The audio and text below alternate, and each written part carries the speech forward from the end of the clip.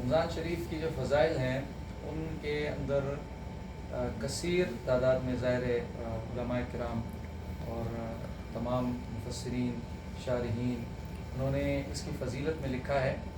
کہ جو رجب کا مہینہ ہے اور پھر شعبان، تو رجب کا مہینہ وہ بیج بونے کا مہینہ ہے، اور پھر شعبان کا مہینہ وہ اسے اس فصل کو پانی دینے کا مہینہ ہے، اور رمضان اس کی فصل کی کٹائی کا وقت ہے کہ اس کا پھل کھانے کا وقت ہے۔ تو اسی لیے عارفین کہتے ہیں کہ جس طرح آقا کریم علیہ الصلوۃ والسلام نے فرمایا کہ جو رجب ہے وہ رجب اللہ کا مہینہ ہے، شعبان میرا مہینہ ہے، اور رمضان میری امت کا مہینہ ہے۔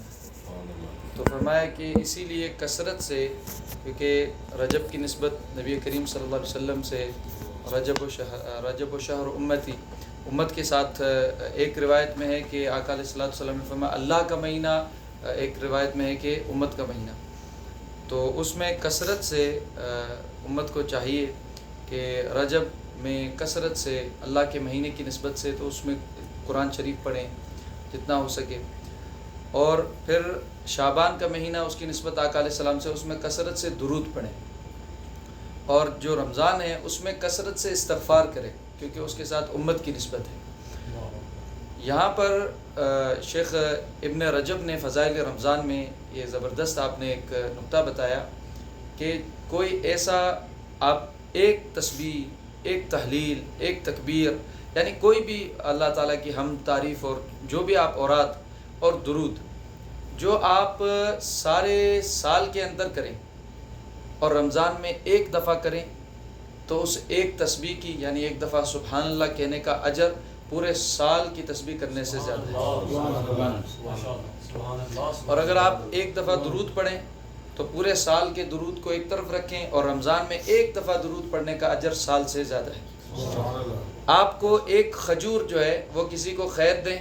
تو فرمایا پورے سال میں آپ کھجور خیر کریں، یعنی پورے سال میں صدقہ کریں، لیکن رمضان میں وہ ایک خیر، ایک صدقہ پورے سال کے صدقے کے اوپر بھاری ہے اور اس کا اجر زیادہ ہے۔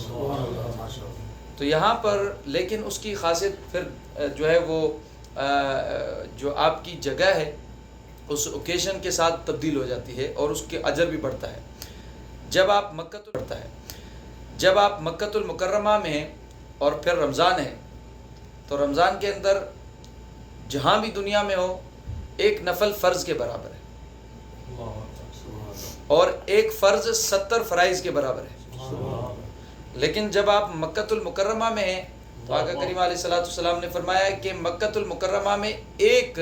فرض جو ہے وہ 1,00,000 کا اجر اس کا ہے، 1,00,000 کا اس پر اجر ہے۔ تو جب اس پر 1,00,000 کا اجر ہے تو جب رمضان آتا ہے اس کو آپ 70 سے ملٹیپلائی کریں، کیونکہ رمضان میں وہ جو ایک فرض ہے وہ 70 کے برابر ہے، تو اس طرح وہ 70,00,000 ہو جاتا ہے اگر مکۃ المکرمہ میں۔ اور پھر جب مدینۃ المنورہ میں آئیں گے آپ تو مدینۃ المنورہ کے اندر وہ اجر جو ہے وہ 4 گنا زیادہ بڑھ جاتا ہے۔ وہ کیسے بڑھتا ہے 4 گنا؟ کیونکہ وہ حدیث ہے جو صحیح بخاری کے اندر ہے کہ آقا علیہ الصلوۃ والسلام نے، اور ایک روایت میں یوں ہے جو وفا الوفا میں ہے کہ آقا علیہ السلام نے مدینے کی بازار میں کھڑے ہوتے ہوئے کہا، جب آقا علیہ السلام کے پاس کوئی بھی پھل مدینے میں پہلا جب پودا ہوتا تھا، یعنی پہلا جب پھل اترتا تھا، وہ باغوں میں کھجور ہو یا کوئی بھی پھل ہو، وہ اپنی فصلوں میں سے اور اپنے درختوں سے وہ پھل آقا علیہ السلام کو پیش کرتے تھے۔ سب سے پہلا آقا علیہ السلام پھر دعا کرتے تھے کہ اللہم بارک فی مدھہا وساعہا، اور ایک روایت میں وسوقہ، اللہ تعالیٰ مدینے کی جو ہے وہ بازار میں بھی برکت دے کہ ادھر لوگ کھاتے پیتے ہیں تو اس کا سارا سرمایہ وہاں آتا ہے، وہاں سے خریدتے ہیں، اور مدینے کی جو ہے وہ کلو میں، گرام میں، سب میں برکت دے۔ تو یہ اس روایت کے بعد آقا علیہ الصلوۃ والسلام نے یہ دعا کی کہ یا اللہ مدینے کو، اور جس طرح بخاری میں ایک اور جگہ حدیث ہے اللہم حبب الینا المدینہ کحبنا مکہ، آقا علیہ السلام نے فرمایا جو مکے سے ہماری محبت ہے یا اللہ ویسی ہی محبت ہمیں مدینہ سے دے، بلکہ فرمایا او اشد، بلکہ مکہ سے بھی زیادہ محبت مدینے کے متعلق۔ اور آقا علیہ الصلوۃ والسلام نے پھر فرمایا مدینے میں جو مکے میں جو برکت ہے اس کو ضعفین برکت مدینے میں، ضعفین یعنی ایک ضعف یعنی دگنا، دو دگنا یعنی 4 گنا برکت جو مکے میں ہے، مدینے میں اس کی 4 گنا برکت ہے۔ اس روایت سے وہ کہتے ہیں مفسرین اور شارحین کہ جو مدینۃ المنورہ کا ایک عمل ہے وہ مکے کے 4 گنا زیادہ برکت رکھتا ہے۔ اور اسی لیے جب اہل اللہ نے مدینۃ المنورہ کی فضیلت کے متعلق بات کی تو ان سے سوال ہوا کہ مکہ اور مدینہ میں فضیلت، اور اسی لیے جب اہل اللہ نے مدینۃ المنورہ کی فضیلت کے متعلق بات کی تو ان سے سوال ہوا کہ مکہ اور مدینہ میں فضیلت میں امتیاز ایک ایسی چیز بتائیں جو ممتاز ہو اور جو بات ختم کر دے کہ مکہ کے فضیلت سے زیادہ مدینہ کی فضیلت ہوئی۔ تو انہوں نے کہا کہ دیکھیں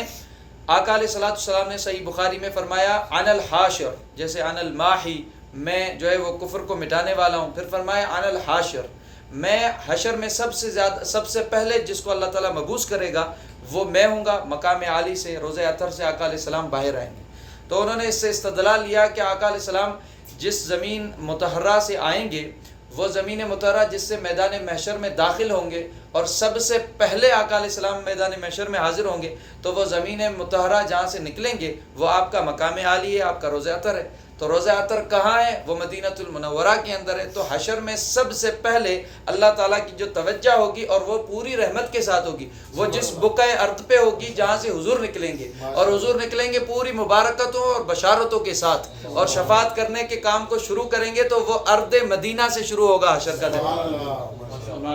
کا اس سے بڑھ کر اگر کوئی شہر ہوتا تو خدا وہاں سے ابتدا کراتا حشر کے زمانے کی۔ تو اللہ تبارک و تعالی ہمیں مدینہ کے اندر، اور آقا علیہ السلام نے فرمایا تنفی الناس کما تنفل کیرو حدیدہ، جس طرح کہ بٹھی کے اندر جو لوہا ہوتا ہے اس لوہے کے زنگ کو بٹھی صاف کرتی ہے، اسی طرح مدینۃ المنورہ جو ہے یہاں رہنے والے لوگوں کو اسی طرح ان میں سے جو منافقین ہیں ان کو نکال دیتا ہے اور پاک کر دیتا ہے مدینہ اس کو۔ اور اس کے اندر عارفین کہتے ہیں مدینہ میں آنے سے اللہ تعالیٰ آپ جتنا ادھر وقت گزارتے ہیں آپ کے عیوب کم ہوتے ہیں، آپ کے گناہ کٹتے ہیں۔ تو اللہ تبارک و تعالیٰ یہاں ادب سے حاضر نصیب۔